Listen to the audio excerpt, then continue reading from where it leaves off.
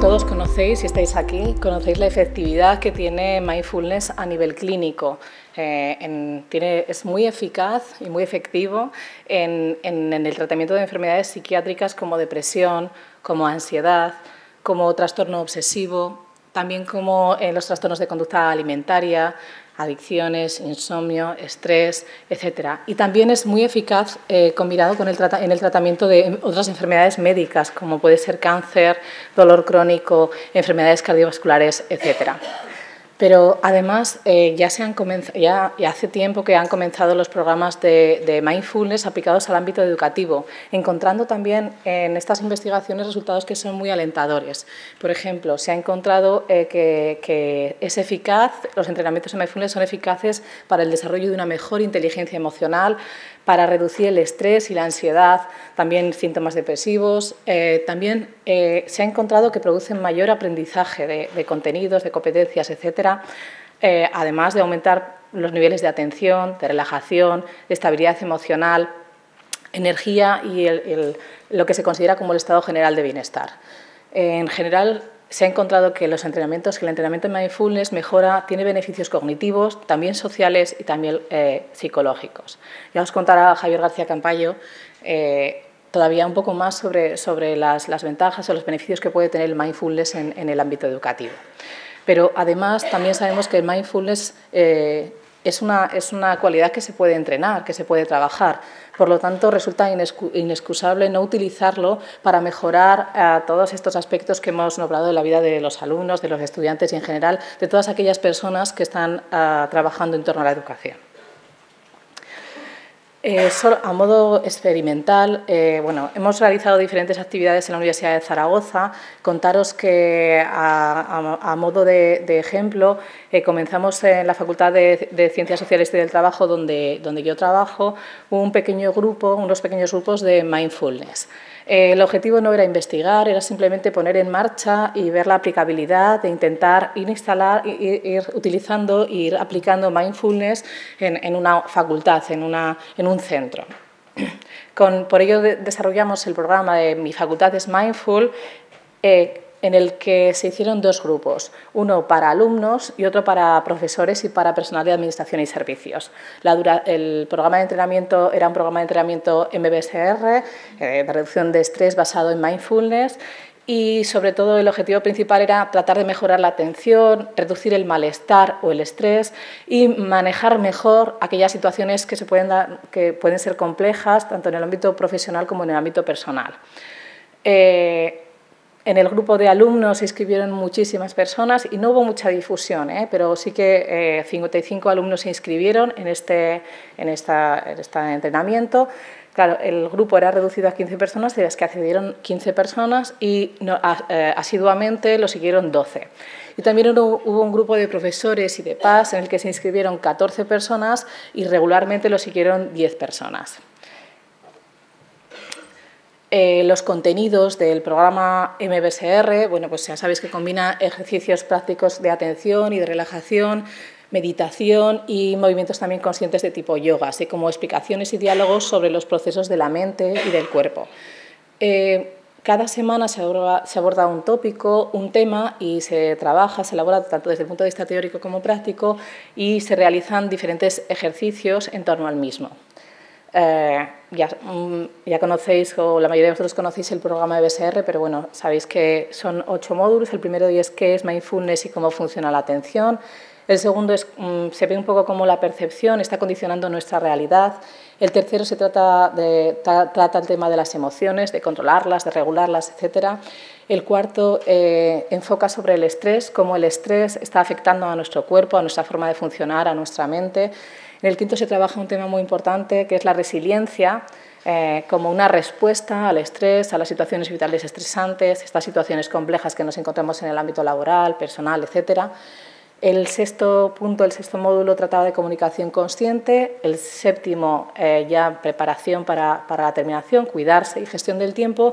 Y por último, el último módulo que se titula como El fin es el principio, cómo integramos mindfulness en nuestra vida. ¿Qué metodología se siguió durante las sesiones? Eran dos grupos. Bueno, pues sobre todo sustentar y entender la teoría que se estaba desarrollando, Muy importante realizar prácticas, eran una parte muy esencial del entrenamiento. También el hecho de compartir la experiencia con otros compañeros. A veces es curioso cómo en nuestro ámbito de trabajo, como en nuestra facultad o como en nuestra escuela, estamos trabajando con muchas personas y, sin embargo, por cuestiones casi organizativas, no nos juntamos más que para cuestiones que pueden ser un poco delicadas, para discutir temas, etcétera. Entonces, el estar en un entrenamiento conjunto, compartido, pues fue muy interesante. Por supuesto que en todos estos grupos es importantísimo la confidencialidad y todavía más cuando estamos hablando de profesores, que pueden salir algunos aspectos que pueden ser delicados y también en los alumnos. Era una máxima el respeto por los compañeros, el respeto por el entrenamiento. Y bueno, se podía comentar sobre la práctica, las dificultades, problemas, etcétera, pero no se fomentaba no se trataba de que la gente expresase sus problemas personales ni sus problemas del pasado, sino que se trataba de que se trabajase específicamente la práctica, ¿vale? No era una cuestión, no era terapia, ¿de acuerdo? Y bueno, había un fuerte componente de apoyo online, pues sobre todo de Moodle, en que aparecían todos los contenidos, los enlaces. También había enlaces a web, diapositivas de todas las sesiones, documentos de resumen, audios, etcétera. En este programa de entrenamiento, cada una de las semanas se perseguía una insignia o un compromiso de los que teníamos que ser conscientes, que además se revisaba y se incentivaba. Pues estos compromisos eran por ser paciente, ecuánime, asertivo, por no juzgar, por cultivar la presencia, por cuidarte, por confiar y por aceptar. Entonces, cada semana, por así decirlo, llevábamos como ese foco en esta semana lo que vamos a hacer es aceptar, ¿no? Aceptar sin juzgar, etcétera. Bueno, como os digo, no es una investigación, simplemente lo que se quería saber era un poco cómo había funcionado, si había resultado interesante, y a vistas de producir cambios para este próximo curso que lo vamos a poner en marcha, les pedimos por favor que nos contestaran unas preguntas. Como os digo, no es investigación, por eso carece del rigor científico que ha contado antes el profesor Miguel Ángel, ¿no? Sánchez. La cuestión era simplemente para recoger una serie de impresiones. Por lo tanto, los datos que aquí encontráis, pues simplemente que son un poco simplemente a modo anecdótico, ¿no? Para describir un poco el proceso. Bueno, de los alumnos que siguieron habitualmente el grupo, 5 meses después de que terminase el entrenamiento, les pedimos que por favor que nos contaran un poco cómo había resultado. Las preguntas eran un poco más dirigidas en el cuestionario enviado a los alumnos y un poco más abiertas en el cuestionario enviado a los profesores y al personal de administración y servicios. Bueno, de los alumnos contestaron 7 de ellos, 7 de 12, no está mal porque además tampoco dejamos mucho tiempo y les preguntamos fundamentalmente pues, si les había gustado, si les había sido útil, si tuvieron dificultades y fijaros, pues todos los 7 contestaron que les había gustado, que les había sido útil y que además no habían tenido dificultades para seguirlo. Cuando les preguntamos qué cambiarían, pues sobre todo se referían a los medios, al aura en el que se desarrolló. También decían que les había gustado la práctica y por lo tanto querían potenciarla. Les encantó una sesión que hizo el instructor José Antonio Aguayar, que era el profesor que se dedicó, que era el que se encargaba principalmente de coordinar las sesiones. Preparó una sesión al aire libre en un parque que tenemos al lado y fue muy agradable. Y bueno, pues sobre todo les gustaron las técnicas, les gustó el trato directo, el curso que era muy sencillo y también la dinámica de las clases. Cuando ya preguntamos un poco sobre si habían incorporado estas prácticas a la vida cotidiana, pues ya encontramos un poquito, bueno, pues sí, pero bueno, pues en el fondo sí que las habían practicado, pero no era de forma diaria, como mucho lo hacían de forma semanal o de vez en cuando o pues eso, alguna vez lo habían hecho. Entonces, fijaros que a pesar de que el curso les había gustado mucho, estaban muy satisfechos también en el trato, luego a la hora de aplicarlo en la vida diaria dijeron, de hecho, que les costaba mucho, les costaba implementarlo, cambiar en un ámbito de su vida. Y cuando les preguntamos que si querían continuar, dijeron que sí, y que les preguntamos también que si les parecería que sería útil implementarlo en nuestra facultad. Y todos también dijeron que sí, pero que, bueno, que habría que estructurarlo un poco mejor, hacer un poco más de difusión, ampliarla a diferentes colectivos, separados, etc. Y bueno, pues fundamentalmente es lo que encontraron. Señalaban la dificultad de introducir un hábito nuevo como algo a resaltar. Varios de ellos dijeron que era una experiencia muy grata y satisfactoria y que, bueno, pues que les ha gustado mucho y que creen que podría, alguno comentó que podría implementarse, que era relevante en el trabajo social, que es la asignatura que estaban cursando. Otro en el grupo de los profesores, las preguntas, como os he contado, eran abiertas y las hemos organizado un poco por nodos. Simplemente les preguntamos cómo funcionó. Todos encontraron que había funcionado bien, que era una dinámica que les gustaría adquirirla en su vida como un ámbito, les pareció una buena idea.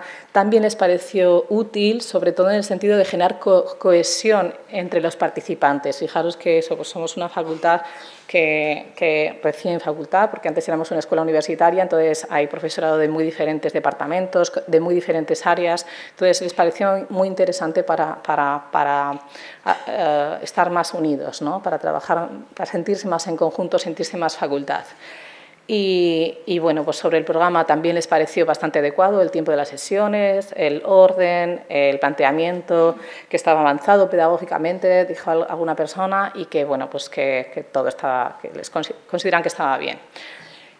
La experiencia a nivel de personal también la valoraron mucho, dijeron que era un auténtico placer, que era espectacular, que era muy positiva, etc. Y bueno, pues casi todos ellos, todos los que contestaron, dijeron que querían continuar con esta experiencia y que les parecía muy útil que fuese específicamente en la propia facultad, porque yo creo que salir un poco, entonces era como pues eso, conseguir cosas que no se estaban consiguiendo a través de otras formaciones, etc. El fallo también en la propia aplicación, cuando una persona quiere incorporar, ya sabéis las dificultades que hay de incorporar mindfulness en la vida diaria, pues también hay dificultades, por lo tanto, lo que se quería hacer este año era hacer grupos de práctica para intentar que las personas lo tomasen como lo adquiriesen más, ¿no? Y bueno, pues sobre la implementación en la facultad, pues dicen que sí, que les parece muy interesante, pero un par de días preguntaban pero ¿cómo, no? ¿Cómo se hace? Creo que la experiencia en la Facultad de Ciencias Sociales fue muy interesante, fue muy gratificante y yo creo que en el fondo deberíamos de pensar en el concepto de la Universidad de Zaragoza como una universidad mindful. De hecho, nosotros pensamos un poco cómo podría empezarse en la universidad. Planteamos un proyecto que fue bien recogido por el equipo de gobierno, pero pues las cosas ya sabéis que en la universidad cuestan mucho, ¿no? Entonces comentamos de hacer una serie de charlas introductorias en los diferentes campus, en veterinaria, en ingeniería, en el campus San Francisco. También desarrollar grupos de entrenamiento en mindfulness, lo que es el corto de 6 semanas, con una duración de unas 2 horas y grupo de 15 estudiantes o 15 profesores, PAS, etcétera, como máximo. Luego también se planteó la idea de hacer grupos de práctica, ¿no? Aquellas personas que quieran profundizar más pues se podían generar grupos de prácticas en diferentes campus y estableciendo una cita semanal a la que las personas pudiesen acudir libremente. De hecho, se pensó que debería de haber en todas las facultades un pequeño espacio, ¿no? para hacer mindfulness, que cada uno pudiese entrar cuando desease. Pero bueno, esto es una parte de lo que deseamos, de los sueños. Y bueno, también se considera que se debería hacer intervención individualizada para aquellos que sí que necesitasen una atención más profunda, en más profundidad. Pues si se tenían que trabajar aspectos como ansiedad, depresión, etcétera. Ya sabéis que muchas veces en estos grupos aparecen diferentes problemas de las personas, diferentes patologías y estas hay que tratarlas de alguna forma. En nuestra universidad, en la Universidad de Zaragoza, tenemos un servicio de atención psicológica, de asesoramiento psicológico, pero es muy limitado. Entonces, estaría bien pues, que también desde este servicio se utilizase mindfulness como una forma de trabajar esto. ¿Qué se está haciendo en la Universidad de Zaragoza actualmente? Bueno, pues algunos proyectos pequeños como el que os he cantado. También desarrollamos algunos proyectos de innovación docente en años anteriores. También en la Facultad de Medicina se desarrolló el proyecto Mindfulness, Atención Plena y Hábitos Saludables, que pertenecía a este proyecto mayor de la Red Aragonesa de Proyectos de Promoción de la Salud. También, como ha comentado Miguel Ángel, están haciendo cursos de verano en Jaca, se han hecho cursos de verano en Teruel de mindfulness, pero en realidad no es mucho y no es muy estructurado, no es muy organizado como se está haciendo. La formación, pues en el equipo de Javier llevamos el máster propio de Mindfulness y el diploma de especialización de Mindfulness con muchos alumnos, ha tenido mucho éxito, 353 alumnos están matriculados, o sea, han pasado por el máster o están en este momento matriculados. Y simplemente solamente reflejaros que hay muchas universidades que ya están utilizando el mindfulness dentro de la propia estructura de la universidad, ya está implementado, pues están haciendo grupos de práctica en las universidades, pues en Bangor o, por ejemplo, en la Universidad de California, por supuesto en la Universidad de Oxford, con un centro específico de estudio y de investigación de mindfulness y de entrenamiento, en Cambridge, en la McGill de Canadá, etcétera. Entonces, en Buckingham, en realidad hay en muchas universidades del mundo se está implementando mindfulness. Deberíamos de igual plantearnos si podría ser útil también y deberíamos de tomar este ejemplo, ¿no?, para intentar implementarlo en nuestras titulaciones. Bueno, pues simplemente solamente soñar con esta Universidad de Zaragoza y otras como Universidad Mindful y, bueno, pues deciros que esperamos que se vayan haciendo poco a poco diferentes actividades para que esto se convierta en una realidad. Muchas gracias por vuestra atención. Bien, ya hemos visto antes cuáles son los lugares de presencia del mindfulness en una universidad, los posibles lugares de presencia en títulos oficiales, títulos propios, cursos de extensión y seminarios permanentes. Vamos a ver cuál es la situación de la UNED. En primer lugar, veremos los seminarios permanentes teórico-prácticos, porque así fue históricamente. Nosotros comenzamos con seminarios de meditación, seminarios que se mantenían durante años, que empezó Santiago Segovia y después continué yo. Cursos de extensión universitaria, publicación de 2 libros, presencia en el grado y en cursos de posgrado oficiales y no oficiales y finalmente en el doctorado. Es decir, que la cosa fue, diríamos, de menos oficial a más oficial.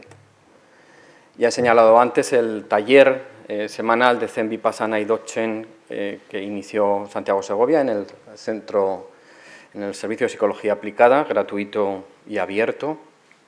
Acudían una media de unas 30 personas o por ahí, a razón de una sesión por semana. Los cursos de extensión universitaria, siempre hay ponencias de mindfulness. Ahí tenéis una fotografía del centro del Barco de Ávila, donde se celebra un curso de verano desde hace muchos años. En concreto empezó en el año 2000 en Cantabria, pero luego ya pasó la sede a Ávila. Veis que es una sala muy aparente. Ahí siempre hay ponencias de mindfulness o de meditación, entre otras ponencias sobre crecimiento personal, y la coordinadora es Mónica Rodríguez Zafra. Hubo un curso muy exitoso que dirigía yo en el Centro Asociado de Ávila, que se llamaba Meditación y Psicología, Introducción a la Meditación. Luego se llamó Meditación y Psicoterapia, Introducción a la Meditación. Ahí se daba una introducción a las tradiciones espirituales, lo daba una profesora que ha fallecido recientemente, era profesora de filosofías orientales, Maite Román, amiga. Luego había una introducción a la meditación vipassana que daba yo, una introducción a la meditación zen tibetana que la daba Javier, cristiana. Había estoy hablando de intervenciones de 3 horas o 4 horas cada una de ellas, una dedicada a la psicobiología de la meditación y otra que también daba yo de mindfulness y psicoterapias de tercera generación. Bien, en cuanto al taller semanal de meditación que yo imparto, tiene una orientación vipassana. En realidad no es un taller, no es un seminario de mindfulness, ni es un seminario de meditación vipassana.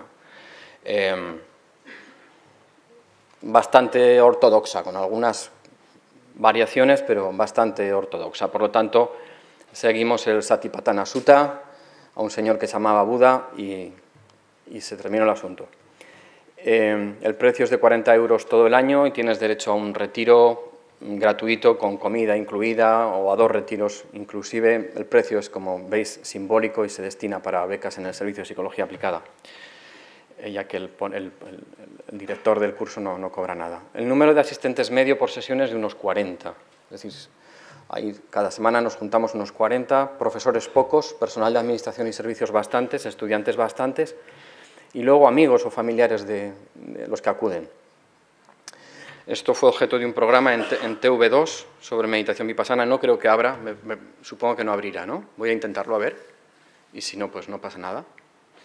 Si tecleáis en Google meditación vipassana UNED, ahí veréis un programa de TV2 que grabamos allí en la UNED, dedicado a la meditación vipassana y al seminario que hacemos de meditación vipassana en la UNED. Lo podéis ver ahí, tecleáis en Google Vipassana UNED, que es el vídeo, por cierto, el vídeo más visto de cuantos tenemos en la UNED. Es decir, es un dato que indica el creciente interés por estos temas, ¿no?, en toda la sociedad. Tenemos cursos de extensión universitaria todos los años, varios. En el centro de la UNED en Madrid, en Guadalajara, en Segovia. Recientemente hemos comenzado uno en centros penitenciarios con presos, con población penitenciaria, que resulta, bueno, pues vamos a ver qué experiencia hay con ello, ¿no? No teníamos ninguna al respecto. Hasta MAFRE, que es la contrata para prevención de riesgos laborales que tenemos, ofrece un curso de mindfulness de 3 horas, ¿no? Como ya os he señalado antes, publicamos en Desclé un libro sobre crecimiento personal en el que se hablaba de meditación y de emociones y de meditación y estados de conciencia, etcétera, etcétera. Y posteriormente también os he hablado del libro en el que participamos, titulado Psicología y Conciencia. Os he hablado de la presencia del mindfulness en el grado. Nuestros alumnos todos tienen que estudiar el mindfulness como técnica psicoterapéutica dentro de la asignatura de técnicas cognitivo-conductuales, y cada año más, los colegas se me enfadan un poco porque me responsabilizan como si yo tuviese culpa de algo, de que cada vez más los alumnos piden la realización de trabajos de fin de grado sobre mindfulness. Y el coordinador del grado, que es muy amigo mío, me dice, la culpa el decano. Bueno, luego en nuestro máster de investigación, es un máster oficial de investigación, hay una asignatura de mindfulness, y como os señalo, hay numerosos trabajos de fin de máster todos los años que se orientan hacia algún tipo de intervención con mindfulness en ámbito sanitario, eso sí. Y luego en títulos oficiales, por ejemplo, en el máster que yo coordino de Psicopatología, Intervención Clínica y Salud, hay un módulo, hay una asignatura también sobre mindfulness, pero no tenemos ningún posgrado específico, ningún título propio específico sobre mindfulness. En cuanto a tesis, pues tenemos en marcha bastantes tesis doctorales en este momento. Hay algunas que están orientadas a la intervención en empresas, que son estudios controlados, con su grupo de control, seguimiento, medidas objetivas. Estamos tomando medidas de cortisol en saliva con empresas, vamos a trabajar con Telefónica, con Mao, con gas natural, en fin, tenemos casi medio IBEX, ¿verdad?, que no nos ha contratado, pero que nos ha permitido, además con bastante apoyo de los servicios de salud, pues realizar intervenciones con grupos de control, incluso con medidas biológicas. Imaginaos lo que es para un ejecutivo de una de estas grandes empresas de pronto tener que tomarse una medida de salivita y guardarla en una nevera. Pues bueno, está habiendo bastante participación y estamos teniendo bastante éxito. Tenemos en marcha también un par de trabajos sobre intervención en trastorno bipolar. Estoy hablando siempre de ensayos controlados, intervención en trastornos del sueño, o intervención en mujeres embarazadas para prevenir la depresión posparto, entre otros temas. Sobre el ambiente psicosocial al respecto, pues también he hablado. En general, muchos de los colegas, no todos, lo ven con escepticismo e incluso con recelo y cierto grado de prejuicio. Cuando hablas con ellos, en realidad, lo que sabes es que están en contra, pero no saben muy bien por qué, porque tampoco saben muy bien qué es eso del mindfulness. Pero de entrada y por si acaso están en contra. Los motivos, pues bueno, exceden un poco los objetivos de esta ponencia, pero como yo señalaba anteriormente, creo que en la medida en que mindfulness forme parte de la investigación rigurosa, contrastada y arroje tamaños del efecto importantes, en esa medida habrá que rendirse a la evidencia. No es el caso todavía, es decir, en el ámbito de la clínica pues sirve para algunas cosas, Por eso yo decía que si tuviese que quedarme con algún campo, sin duda sería el que para mí es más prometedor, que es el de la educación. Pero bueno, en todo caso, pues hay una importante investigación en clínica y en salud, yo mismo trabajo en ese tipo de investigaciones, ¿no?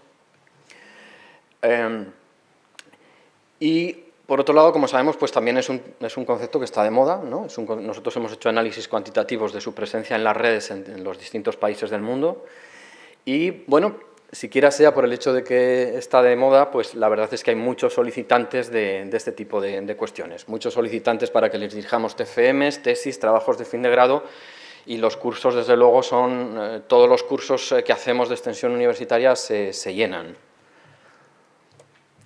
Y nada más, porque si no me repito bastante con mi conferencia y vamos con un poquito de retraso. Muchas gracias.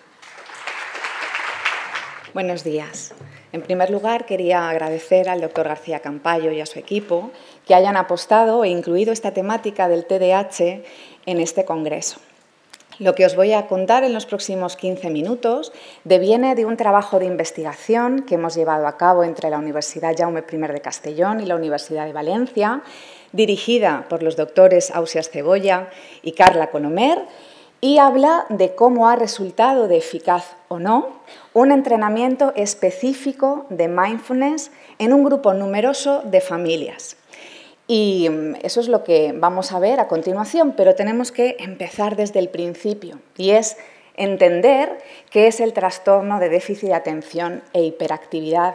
Es un trastorno de alta carga genética y muy hereditario. ¿Esto qué quiere decir? Que en torno al 80%, dice la literatura científica, que está involucrado. Es decir, tenemos un componente hereditario muy importante, motivado por distintos genes, que además depende de métodos de crianza y cuestiones perinatales.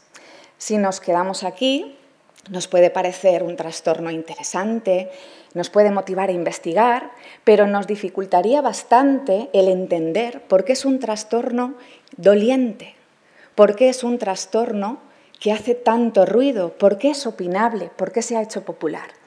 Así que les pedí a las mamás, y digo mamás con toda la intención, porque seguimos necesitando padres que quieran participar en estos entrenamientos, les pedí a esas mamás de los últimos grupos de Mindfulness My Mind que me contaran qué eran para ellas vivir TDAH en sus casas.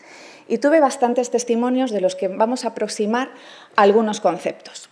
Recibir el diagnóstico supuso un shock para nosotros. Yo sabía que esas ausencias y faltas de concentración no eran porque era así, no eran normales. Sentía que éramos bichos raros. He tratado de justificar a mi hijo durante mucho tiempo, marcándolo incluso antes de que hiciera algo mal, para que pudiera parecer normal y no pensaran que era un maleducado y yo una madre despreocupada. Necesito que el colegio se implique más. Shock, bichos raros, parecer normal, sufrimiento constante, agonía. Esta sociedad no sabe cómo tratar a estos niños, continuamente me siento enfadada. Esto ya hace falta respirarlo un poquito más porque aprieta. Pero nos queda todavía el agente principal, el niño. ¿Qué supone para un niño tener TDAH? Así que le pedí a mis jóvenes que me contaran qué significaba para ellos tener TDAH. Es cuando quiero prestar atención a alguna cosa importante, pero me distraigo en otras cosas y cuando me doy cuenta es demasiado tarde. Para mí supone desconcentrarme continuamente. En el cole me controlo para no hablar, para acordarme de todo. Me cuesta hacer mis tareas y esto hace que esté nervioso. A mí tener TDAH me produce mucho nerviosismo y cuando mis papás me ven nervioso, ellos también se ponen nerviosos. Me resulta muy difícil concentrarme.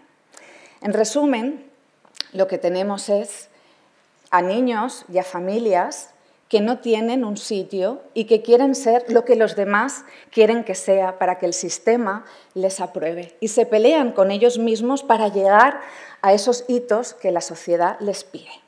¿Cómo se manifiesta esto en la escuela? ¿Cómo los profesores, que en el mejor de los casos tenemos a 25 niños por aula, cómo mantenemos las estrategias que necesitamos para trabajar con inatención, hiperactividad e impulsividad, que son 3 de las manifestaciones de este trastorno? Es decir, la presentación del TDAH es un TDAH inatento, un TDAH hiperactivo o impulsivo, o aparece con una presentación combinada que tiene estos síntomas. Bien, pues un niño inatento en una clase es ese niño que está continuamente distraído, que cualquier motivo es muy interesante para perder la atención.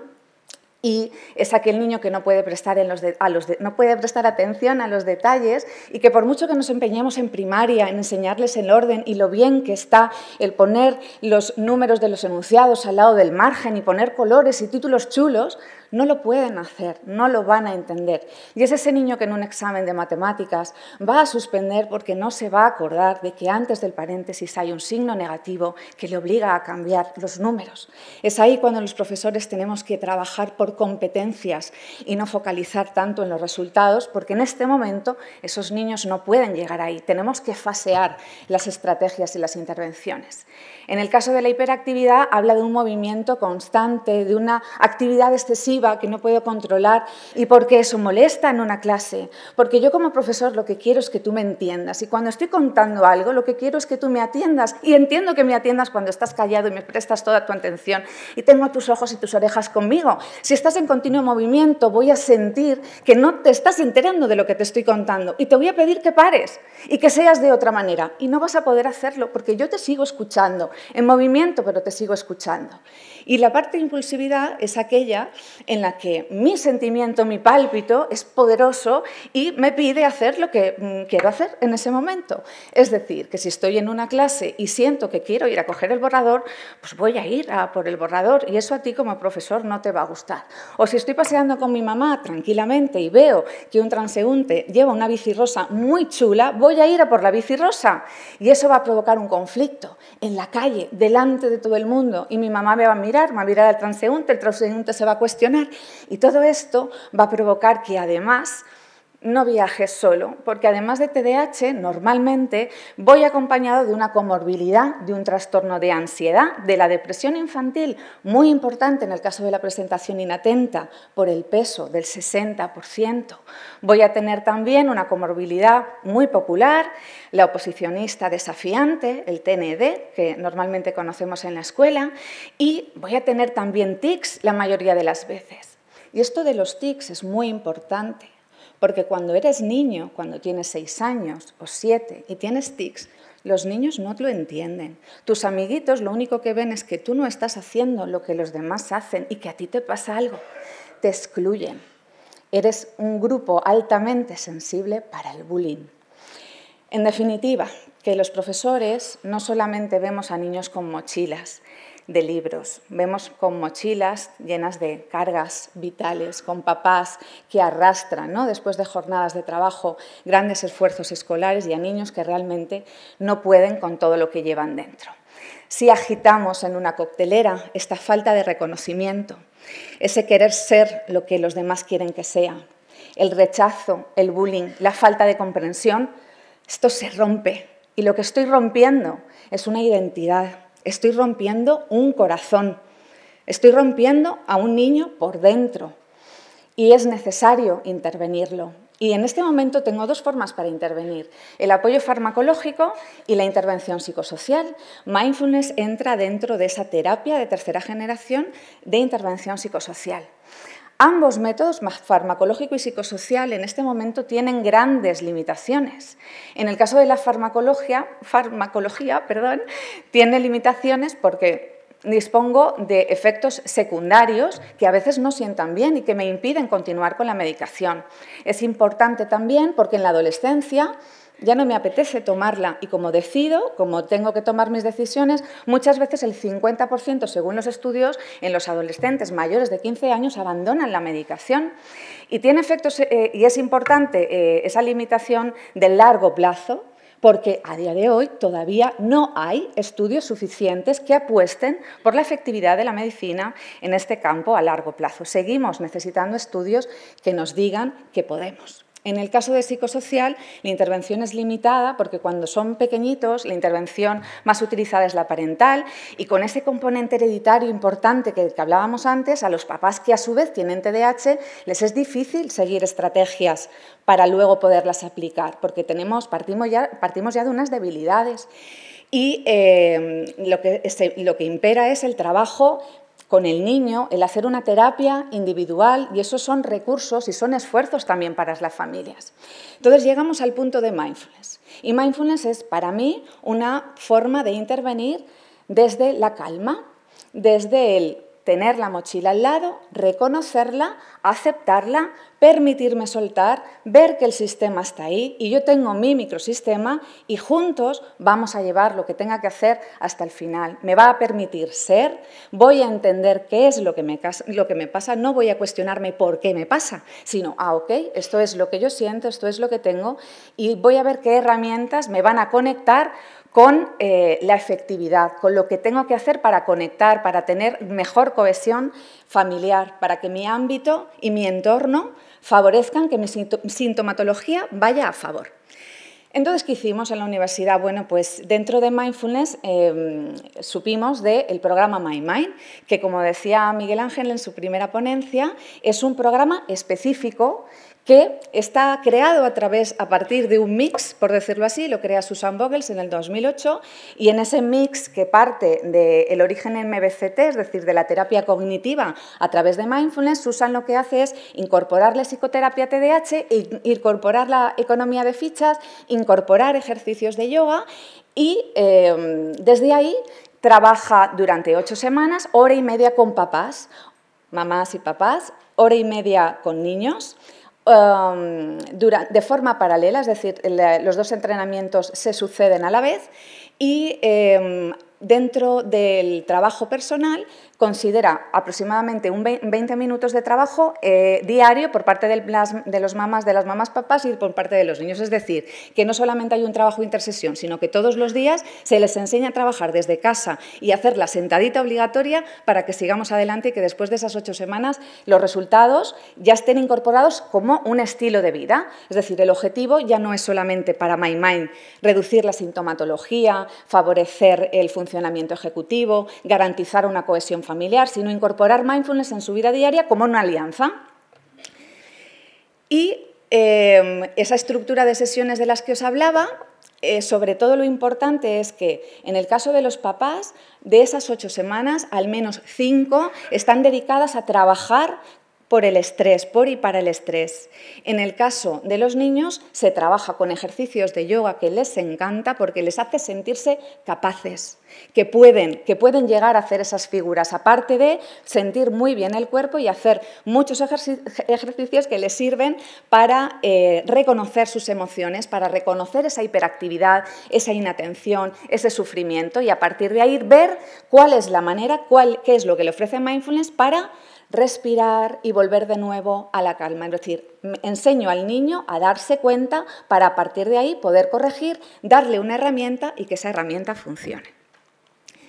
Hasta ese momento las evidencias del programa MyMind nos hablaban de sí es eficaz en reducir la sintomatología, sí es eficaz en funcionamiento ejecutivo, sí es eficaz en dificultades y problemas conductuales y es eficaz en el estrés parental. Así que dijimos, bueno, pues vamos a por ello, vamos a probar si efectivamente, cambiando el entorno, es decir, MyMind está implantado en la universidad, en Ámsterdam, también hay mucha investigación con MyMind en Toronto, en Canadá. Bueno, pues nosotros dijimos, vamos a ver si la población española también puede beneficiarse de esta herramienta y como objetivos tuvimos 4. Síntomas nucleares, es decir, en la inatención y la hiperactividad se ven modificadas por un entrenamiento. El funcionamiento ejecutivo, que tantas veces necesitamos herramientas para incidir, ¿no?, en esa impulsividad y en esa memoria de trabajo. MyMind ha sido efectivo, funciona en cuanto a reducir esos problemas de conducta que os hablaba al principio y de cara al estrés parental, que es tan importante para que desde la calma yo pueda realmente enseñar, ¿tiene sentido? Bueno, pues hicimos estudio con rigor, porque hemos dispuesto de un grupo de control, es un estudio aleatorizado. Un grupo de control quiere decir que en nuestro caso conseguimos trabajar con 30 familias, que a lo mejor el número os parece muy poco, pero a nivel científico para este tipo de investigaciones es una muestra muy, muy importante. Yo creo que es de las más altas, porque normalmente las investigaciones hablan de 12, 14, 15, 25 las más altas. Nosotros hemos podido llegar a 30 familias. Esas 30 familias ha sido el azar quien ha decidido quién va a hacer el entrenamiento y quién va a estar esperando, por decirlo así, como en lista de espera, mientras esas personas trabajan en entrenamiento, hay otras personas que no han recibido nada y vamos a mirar a ver si funciona. Y hemos empleado bastantes instrumentos de medida, de los cuales os voy a presentar Conners, Parental Stress, Parental Scale. Y os cuento, Conners 3P es una medida de lo que percibe la familia respecto a esa inatención, a esa hiperactividad. El estrés parental y el estilo de parentalidad, es decir, la forma en la que yo educo a mis hijos interfiere para que esa sintomatología vaya a favor. Y en el caso de los peques hemos trabajado con WISC para letras y números, en el caso de la memoria de trabajo, con ENFEN y con NEPSI para medir la interferencia y la inhibición. Bien, pues nos vamos a los resultados. Síntomas nucleares, inatención, hiperactividad. En estas gráficas es importante que sepamos que el grupo MyMind, el que ha recibido el entrenamiento, es el azul y el grupo de control es el naranja. En estas gráficas lo que importa, lo que estamos midiendo es la problemática, con lo cual la dirección que tenemos que ver es que vayan hacia abajo. Y en ambos grupos, inatención y hiperactividad, incluso saliendo de orígenes muy parecidos, tras el entrenamiento de esas 8 semanas, hay modificaciones importantes en esa sintomatología. Vamos a ver funcionamiento ejecutivo, memoria de trabajo, inhibición, interferencia. Bien, pues en estas 3 la intervención MyMind es significativa, es decir, no se debe al azar. Realmente el entrenamiento ha sido eficaz en esas 8 semanas para todas esas 30 familias y vemos que favorece. Aquí las direcciones de memoria de trabajo y de inhibición estamos midiendo rendimiento y, por tanto, la dirección buena es hacia arriba. En el caso de funcionamiento ejecutivo estamos midiendo problemas y la dirección interesante es que baje hacia abajo. Bien. ¿Problemas asociados? Pues como vemos, estamos hablando de problemas, nuevamente la dirección que nos interesa es que sea la más bajita, tanto en problemas de conducta como en learning problems, problemas de aprendizaje, como en relaciones sociales, que es muy importante, la interacción con los niños, influye o no influye, también nos ha sido positiva. Y en el caso del estrés parental tenemos de nuevo intervención significativa. ¿Con esto qué queremos decir? Que finalmente MyMind resulta eficaz para trabajar el funcionamiento ejecutivo con solo 8 semanas. MyMind resulta eficaz para trabajar el estrés parental. Y si tengo estrés parental y funcionamiento ejecutivo, realmente he iniciado el proceso del cambio. Tengo los 2 factores más importantes que me van a permitir que todo lo demás se dé. Porque si yo como papá puedo adelantarme a esa reacción que tú como niño me estás mostrando, la puedo entender y adelantar mi respuesta sin reaccionar, voy a ser el mejor espejo que tú necesitas. Voy a darte una respuesta que a ti te sirva después para aprender, para que la puedas integrar. Las limitaciones que nos hemos encontrado en esta investigación es que no hemos podido contar con el feedback de los profesores, de las familias o de los alumnos. Sí que hemos tenido feedback chiquitito, es decir, aquel que voluntariamente le ha comentado a la familia, oye, pues sí, efectivamente, MyMind se nota, tu niño está mucho mejor. Bueno, pues eso lo hemos recibido, ¿no? Pero no hemos contado con a nivel test de la manera en la que nos hubiera gustado.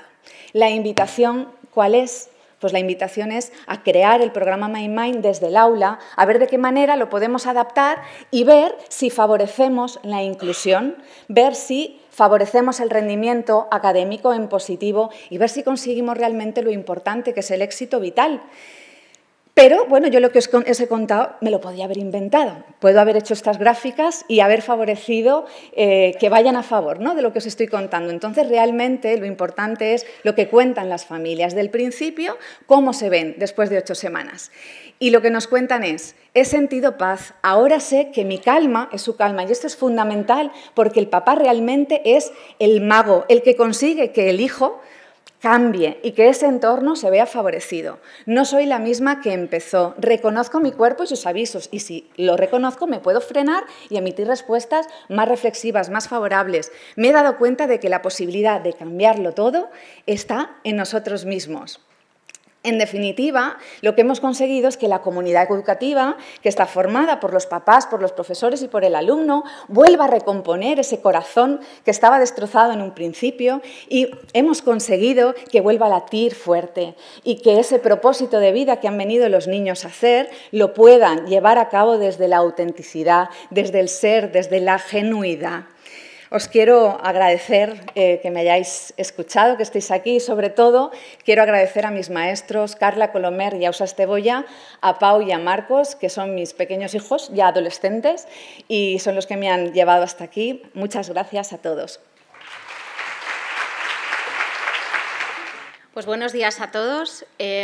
Antes de comenzar, a mí me gustaría hacer una paradita y una toma de conciencia, sobre todo para ver cómo están ustedes y sobre todo para confesar cómo estoy yo en este momento. Y eso es mindfulness también. ¿Qué tal está su corazón en este momento? ¿Cómo late? ¿Está tranquilo? Porque el mío va a 120 por hora o más. ¿Cómo están sus manos? ¿Las pueden percibir? Las mías están absolutamente sudorosas. Y la voz probablemente entrecortada. Quiero decirles esto porque esto forma parte del estrés previo cuando uno va a hablar enfrente de un público muy numeroso. Y mindfulness aplicado a este momento es tremendamente vital, porque si no, uno se le olvida todo. Entonces, como yo he aceptado que esto es así, yo acepto que mi corazón vaya acelerado y que mis manos suden y que mi voz en un momento dado se entrecorte, e incluso que se me olviden cosas, solo les pido que ustedes lo acepten también, porque esto forma parte de mindfulness. Y si les parece, pues vamos a comenzar. Me llena de enorme gratitud poder estar aquí hoy compartiendo lo que desde la Facultad de Educación de la Complutense estamos realizando. Y sobre todo de ver a tantos compañeros que nos vamos encontrando de congreso en congreso y que ahí es donde nos ponemos al día de dónde estás, qué estás haciendo, qué maravilla, dónde estás ahora, en qué universidad, ¿no?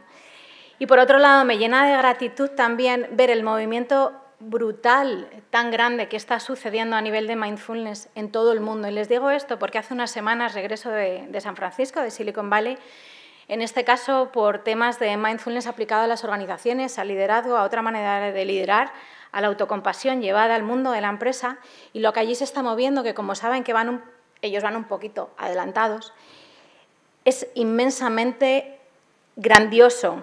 Está habiendo un cambio total a nivel social, a nivel mundial, y si ese cambio, al menos un tanto por ciento, viene para España, que así tiene pinta, pues yo creo que lo que nos viene es un cambio precioso. Yo creo que estamos en un momento de cambio social tan grande que simplemente ser un poquito, un granito de aportación a todo eso, para mí es un honor. Por tanto, me llena de gratitud poder estar aquí y hablar en parte de lo que estamos haciendo en la Facultad de Educación. Como ha dicho el profesor Sandet, ya saben que la Complutense, principalmente desde la Facultad de Psicología, a través de los compañeros de Niracara, Agustín, Gustavo, Ana y todos ellos, llevan tiempo haciendo muchas cosas en psicología, principalmente aplicados a contextos de salud. Y mi enfoque no va a ser tanto desde la psicología, sino desde la educación. ¿Qué estamos haciendo? Porque ya saben ustedes que aquello que no se comunica y no se expresa, pues no se conoce. Y entonces, pues la idea de los congresos es que se conozcan esas cosas que individualmente a veces se están haciendo y que sumadas una tras otra, pues van haciendo grandes cambios, ¿no?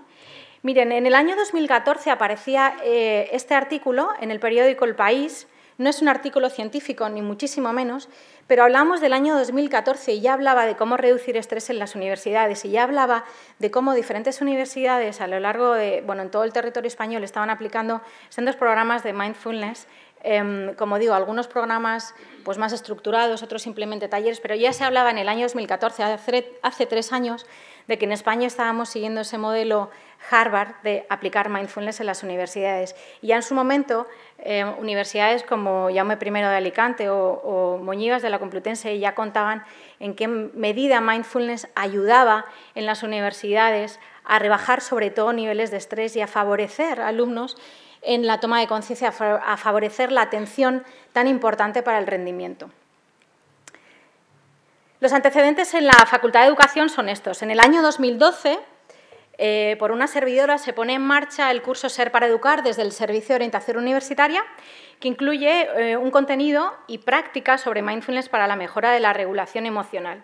En el año 2012, mi participación en estos cursos era como persona externa totalmente a la facultad, colaboradora, y que me invitaban a ir o casi que me ofrecía yo misma. Yo había salido a la facultad, yo era alumna de la facultad, y volver a la facultad y entregar parte de lo que yo había aprendido, o por lo menos en aquella queja que había salido cuando me licencié de algún día volveré y cambiaré algo, pues en el 2012 me dijeron sí, pues ahora tienes la oportunidad. Y entonces dije, madre mía, si es mejor no decir nada. Bien, pues ahí me dieron un espacio para empezar a hacer cosas. Y este curso, Ser para Educar, ya en el título, que me costó encontrarlo porque el título ya dice mucho. El título para mí era una invitación a...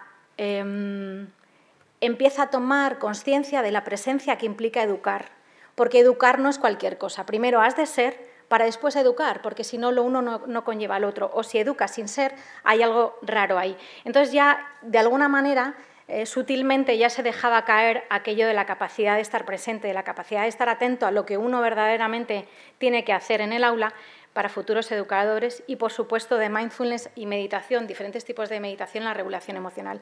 Es un curso gratuito para los alumnos, reconocido, con créditos, y a día de hoy, después de 5 años, es uno de los cursos más demandados del show.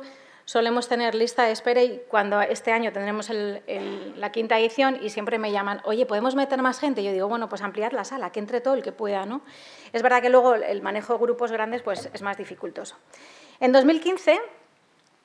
pusimos en marcha, en colaboración, yo como coordinación externa y en colaboración con Mercedes García, del Departamento MIDE, pusimos en marcha un título propio de especialista en coaching y educación emocional para la excelencia educativa, donde ya había un módulo específico de mindfulness, por cierto, llevado a cabo por nuestro compañero Teo Luna, que está por aquí entre el público y que amablemente accedió a colaborar con nosotros.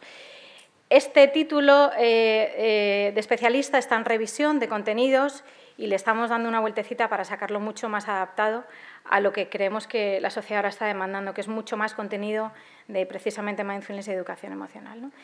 Y aparecen a partir del 2015 también cursos monográficos también desde el Servicio de Orientación Universitaria ya sobre mindfulness a través de la impartición de otra compañera, Elina, y que también son cursos muy demandados.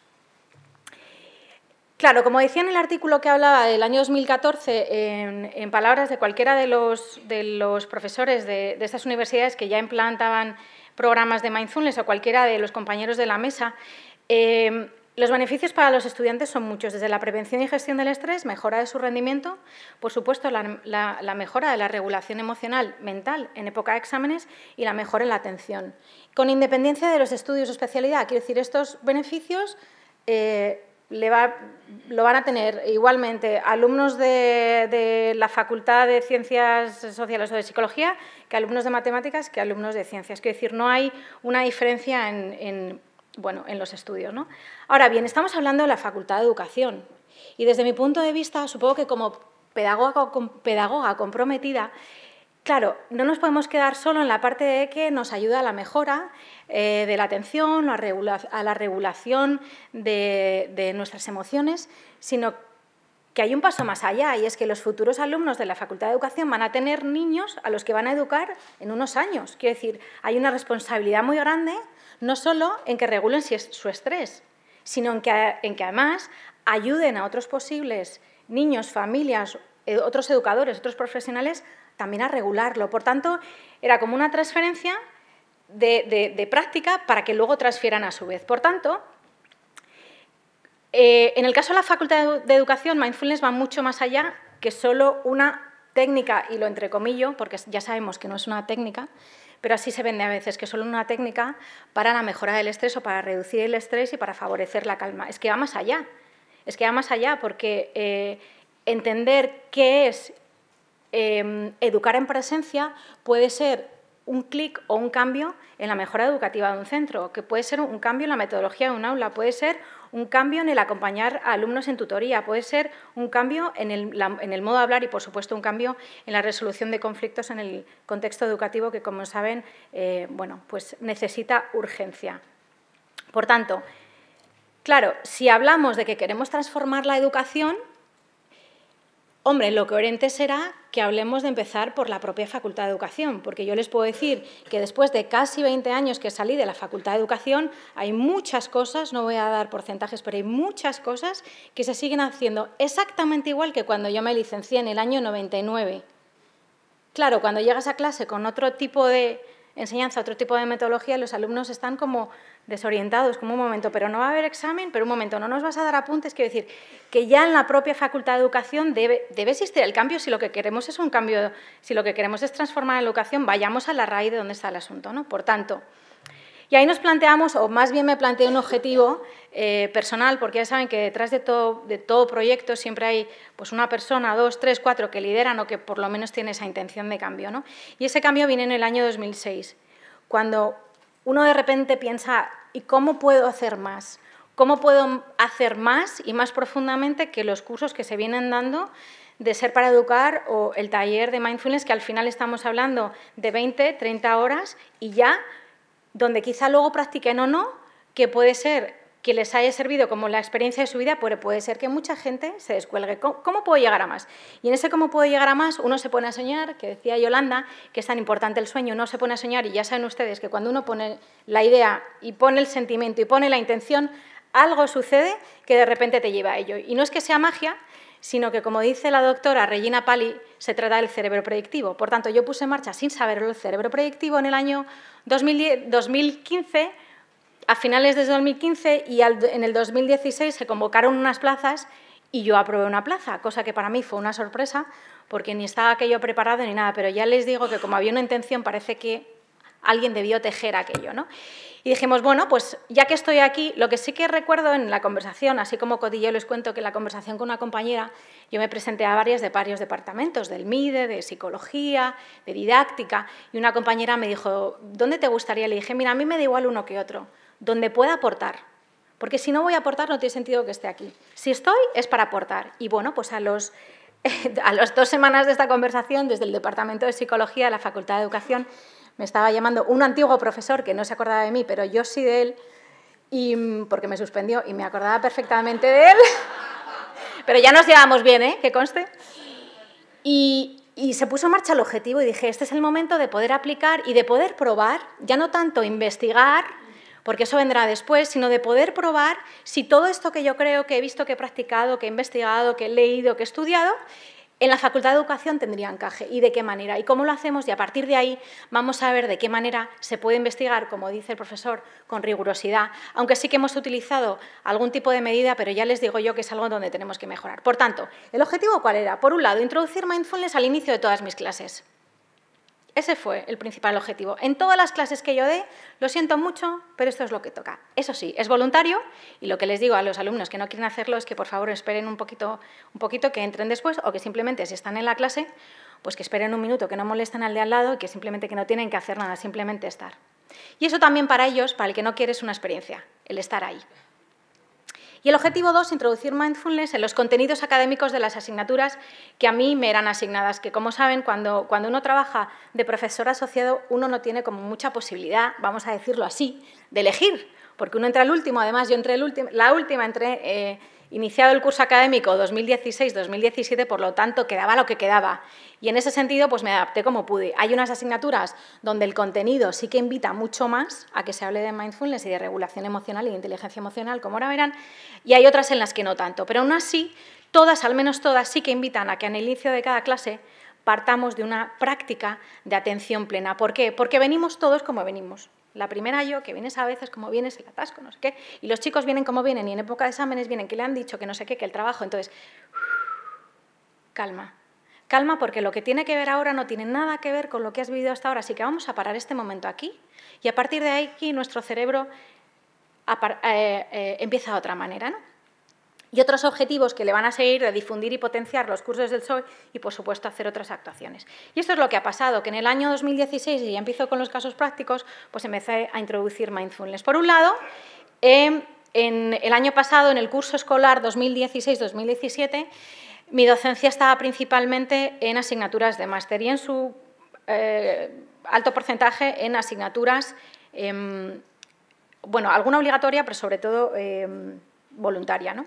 Bien, máster de aprendizaje y desarrollo, máster de formación del profesorado, especialidad FOL, formación y orientación laboral, asignatura aprendizaje y desarrollo de la personalidad, es decir, alumnos que van a ayudar a aquellos alumnos que estén en FP en FOL a que se desarrollen, a que crean en ellos y a que desarrollen aquellos proyectos que quieren en la vida. Por tanto, me parecía que el hecho de que conocieran mindfulness ya era un plus para ellos, que lo pudieran no solo conocer, investigar más y que en un momento dado lo pudieran llevar al aula. Por tanto, durante un semestre estuvimos haciendo, porque este máster era semipresencial, entonces nos veíamos presencialmente una vez cada 15 días. Todos los días que nos veíamos, de 10 a 15 minutos de práctica al inicio de la clase, unida siempre al desarrollo de contenido sobre inteligencia emocional. Por tanto, cuando hablábamos de inteligencia emocional y de regulación emocional y de resolución de conflictos,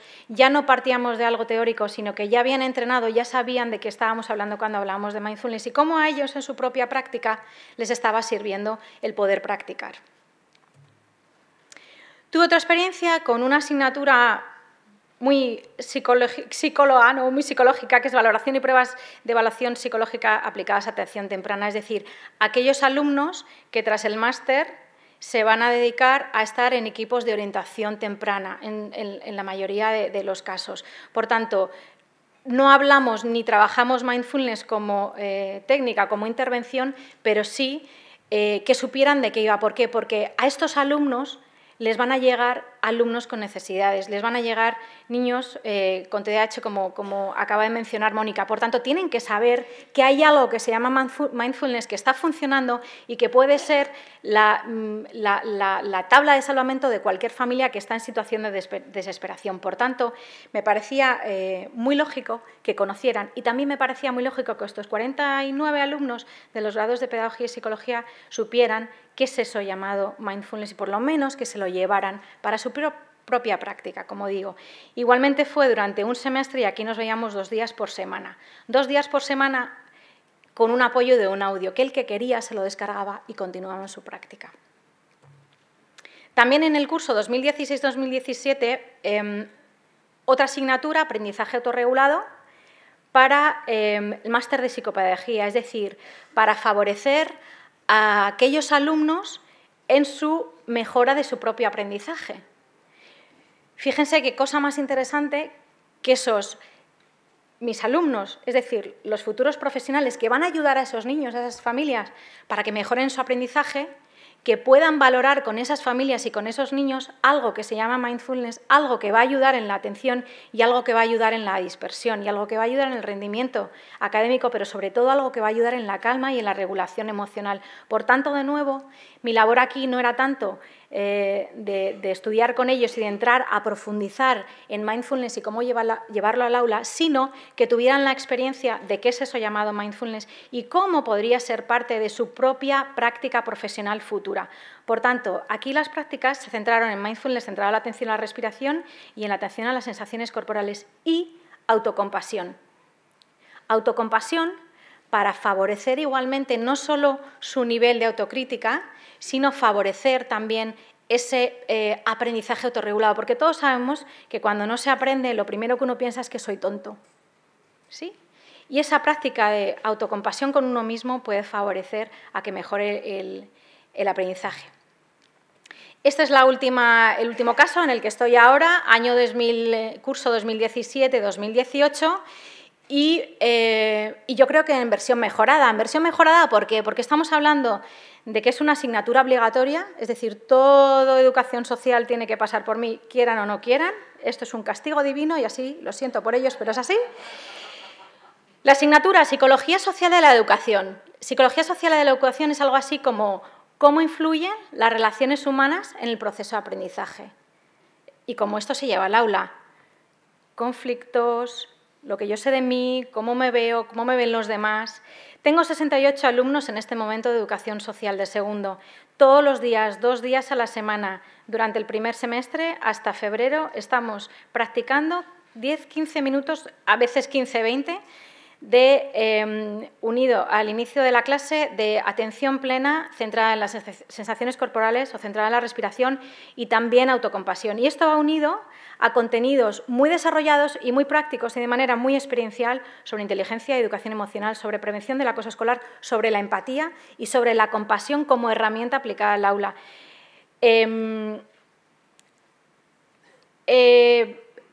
Les digo ya, bueno, estas son otras experiencias en la Carlos III, aquí no me voy a detener, y en otras experiencias con formación de profes.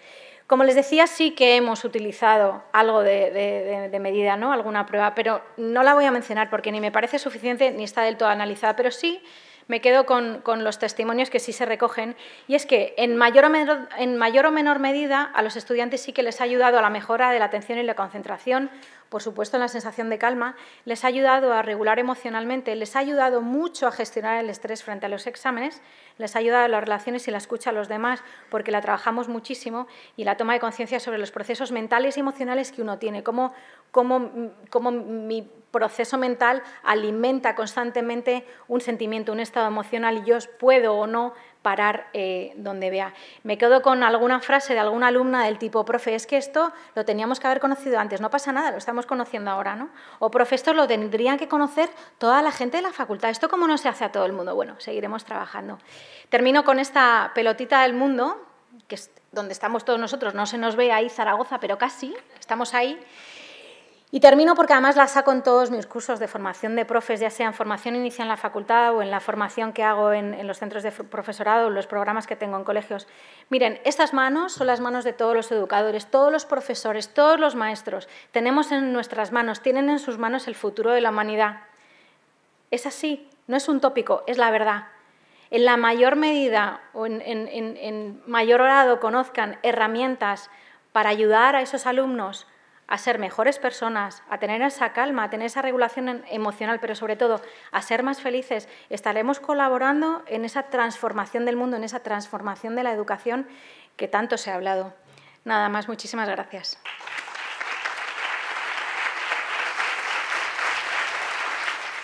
Hola, buenos días. Mi nombre es Miriam Delgado, soy profesora en la Universidad de Málaga. En la Facultad de Psicología doy tanto clases en Psicología y en la Facultad de Ciencia de la Educación, porque mi departamento es Psicología Evolutiva y de la Educación. Y bueno, la verdad que todas las ponencias que... Quería agradeceros principalmente a todos, porque todas las ponencias que habéis puesto aquí pues me han encantado. He tenido, bueno, algunas, luego os preguntaré algunas cosillas, pero ya aparte. Quería comentar un poco en la línea que estaba comentando Cristina, ¿no? Hace 2 años empecé el experto en Mindfulness, que se empezó en Málaga. Este año ya he terminado el máster y ahí inicié un poco, lo digo por si hay aquí más profesores que están dando en la universidad, para que tengan la valentía un poco de iniciar un poco esa idea. Y se me ofreció la oportunidad de empezar en pequeñas clases, pues empezar a hacer pequeñas prácticas. Al principio yo no me sentía segura y empezaba con audios ya hecho. Después me transcribía los audios y lo hacía yo. Y ya de verdad que ahora es automático. Y este año me han aprobado un proyecto de innovación educativa, que estoy con alumnos de las clases, pues se me llenan, porque además están bastante llenas, con 70 alumnos, 80 alumnos en psicología. Genial, porque además lo que estoy sembrando es, sé que van a ser los futuros psicólogos y los futuros maestros que están, por lo menos ya saben lo que es. Los maestros en psicología sí se ven más, o sabían más, pero en educación había muchos profesores que no sabían muchos futuros maestros que no saben lo que es mindfulness. Y ahora están aprendiendo y están viendo en ellos mismos, están experimentando en ellos mismos la sensación que eso produce. Y una cosita, pasé unos test al inicio en la presentación de la asignatura ya dije cómo íbamos a hacerlo. Como tú bien has dicho, al inicio de clase, también como hago un descanso en mitad de clase, porque mis clases son largas, justo después del descanso también les viene muy bien. Y también les dije que el día del examen, quien quisiera, pues 15 minutitos antes iba a estar allí, y quien quisiera podía estar allí para hacer las prácticas. Y la verdad que todos ahora mismo están deseando. Sí, empecé hace 2 años en el máster de Psicología General Sanitaria, el oficial que tenemos allí en Málaga, pero por eso, por ir iniciándome y a ver cómo respondían. Y la verdad que la valoración de la asignatura subió muchísimo y yo creo que es por cómo ellos están también aprendiendo gracias a estar en calma desde la asignatura, porque como tú bien dices, es que se centran. Y yo noto el ambiente de clases que están mucho más atentos. Es que doy las asignaturas, aunque parezca que es que voy a perder tiempo, de esos 15, o sea, perdón, no llega ni a 15, son 5 o 10 minutos, depende de la práctica que haga. Y es que están muy atentos y no tengo que parar la clase constantemente. Están, vamos, que me da mucho más tiempo a dar el temario de clase. Entonces yo desde aquí simplemente eso, animar y si hay más profesores de cualquier asignatura, ya os digo que es un proyecto de innovación educativa que están tanto de económicas, están tanto de criminología, están, bueno, de muchas facultades que están iniciándose en estas prácticas de mindfulness en clase y están dando muy buenos resultados. Así que de aquí, pues muchísimas gracias por haber presentado lo que has presentado. Yo en un futuro me gustaría presentar resultados, por eso he hecho un pretest y para luego hacer un posttest. Y no lo quería traer aquí porque, claro, de momento no tengo nada de resultados, pero sí que por los comentarios que están teniendo los alumnos, genial. Así que yo animo por aquí, si hay más profesores, que lo hagan y que se animen. Muchas gracias. A ti. Muchas gracias. Yo tenía una pregunta para Mónica. Los resultados del experimento que hicisteis son muy esperanzadores. Como comentaba antes Miguel Ángel, nos faltaría saber qué parte del programa es el que produce los beneficios, si la parte más física como el yoga o la parte más quizás de meditación. Y mi pregunta era, en el grupo que tuvisteis de control, que en este caso sí que hubo un grupo de control, ¿el grupo de control hacía alguna cosa o no hacía absolutamente nada? Hacían su vida normal. Vale, no, lo digo por el efecto ese de que el grupo que están haciendo la intervención es como están haciendo algo conmigo, o sea, para evitar que el grupo que no haya sí. Te entiendo porque a veces en las investigaciones el grupo de control está haciendo una tarea paralela determinada, pero en nuestro caso no hacían nada. Nosotros queríamos valorar el efecto más puro del entrenamiento. Sí, lo había, porque una cosa es el deseo, pero realmente cuando haces investigación pues te entregas al resultado que vaya a venir. Y en este caso, pues bueno, hemos recibido significatividad en alguno de los indicadores y ha sido a pelo. O sea, unos entrenamiento y otros su vida natural. Durante las medidas han sido pretest, es decir, antes del entrenamiento, durante 8 semanas y ahora estamos con los resultados 6 meses después, que eso ya pues esperamos que para la tesis pues los pueda contar. Claro, gracias. Y luego tenía otra pregunta para Cristina, bueno, no pregunta, cuando comentó Cristina que venía de América y que decía que iban más avanzados, yo creo que simplemente empezaron antes que quizás nosotros, pero el empezar antes creo que nos puede también hacer ver que este boom, esta revolución en el mindfulness nos puede llevar a, que incluso está pasando, espero que en España no llegue a pasar, donde hay profesionales o no tan profesionales que a lo mejor sin formación, como antes comentaba Miguel Ángel, están no simplemente tratando, sino impartiendo cursos sin quizás la formación necesaria. O sea que espero que en España, ya que estamos llegando, pues que esto no ocurra. Bueno, yo creo que es inevitable que ocurra o no, sinceramente, porque cuando hablamos de temas de moda o de trendy o lo que sea, ¿no? Al final, como todo en la vida, pues se cuela a personas que no están bueno, pues con el nivel que deberían estar. Yo creo que ante eso, sinceramente, creo que no podemos hacer nada más que aquello que nosotros, responsabilidad personal, aquello que tú puedas hacer, hazlo lo mejor posible y déjalo aclarado del todo, sobre todo en el caso de mindfulness. Yo llevo formando profesores unos 6 años aproximadamente y en ámbito de empresa, donde también trabajo, pues llevo unos años, ¿no? En temas de implantación de programas de bienestar, donde entra todo esto. Y sí, claro, y cuando te llama una empresa te pide, queremos aprender la técnica esa para prevenir estrés. Bien, porque es lo que oyen y está en la prensa. Entonces, bueno, yo creo que es responsabilidad mía, si oigo eso, o sea, desmentir, hablar de los mitos de mindfulness y explicarlo en buena línea, porque forma parte de mi responsabilidad y orientar. No podemos hacer nada contra el, bueno, pues el intervencionismo que hay, es que no podemos hacerlo. Responsabilidad personal, coherencia, yo diría coherencia y presencia, por supuesto. Gracias.